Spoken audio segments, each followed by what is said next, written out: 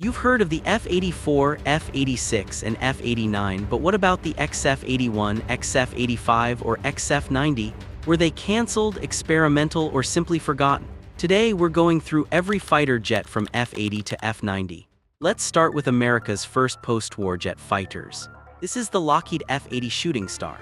Entering service in 1945 and redesignated F-80 in 1947, it became America's first operational jet fighter. Developed in only 143 days, it later scored America's first jet-versus-jet victories during the Korean War. The F-80 reached 580 miles per hour, and 1,715 were built before retirement. Next up, the consolidated Vultee XF-81. First flown on February 11, 1945, this unusual prototype combined a propeller-driven engine in the nose with a turbojet in the rear fuselage. Engineers temporarily installed a P-51 Mustang Merlin engine for testing. Only 2 prototypes were built, and the project ended before entering service. And now the North American F-82 Twin Mustang. Entering service in 1946, it joined 2 P-51 Mustang fuselages into a single long-range escort fighter. Originally designed to accompany B-29 bombers to Japan, it arrived too late for World War II. Around 272 aircraft were built before retirement in 1953. Continuing with early experimental fighter projects, this is the Bell XF-83, originally developed as a long-range escort jet fighter during the final years of World War II. First flown on February 25, 1945, it suffered from limited engine performance as jet technology rapidly advanced.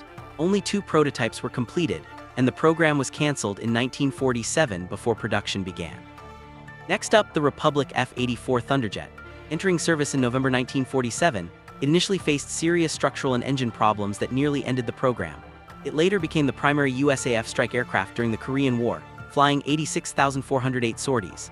A total of 7,524 were built, and the F-84G became America's first operational nuclear strike fighter. Moving into some of the most unusual fighter concepts ever tested, this is the McDonnell XF-85 Goblin. First flown on August 23, 1948, it was designed as a parasite fighter that could be launched and recovered from the bomb bay of a B-36 bomber. Its compact, egg-shaped fuselage fit inside the aircraft, but docking proved difficult. Only 2 prototypes were built before cancellation in 1949.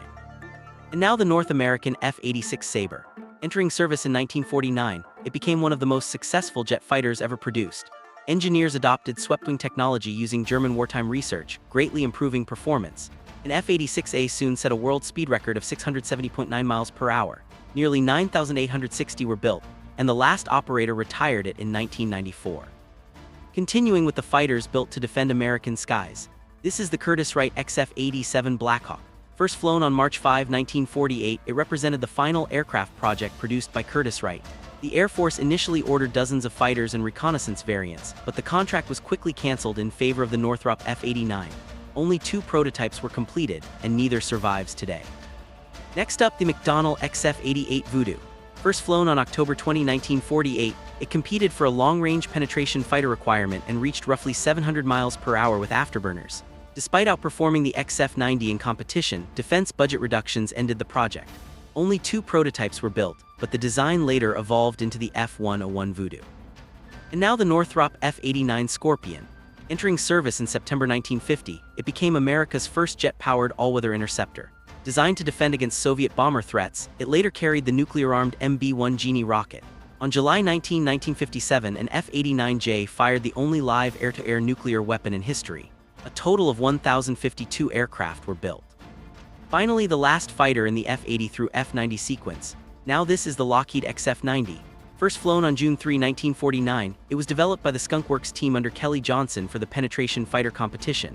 Its swept-wing design looked far ahead of its era, but underpowered engines limited performance.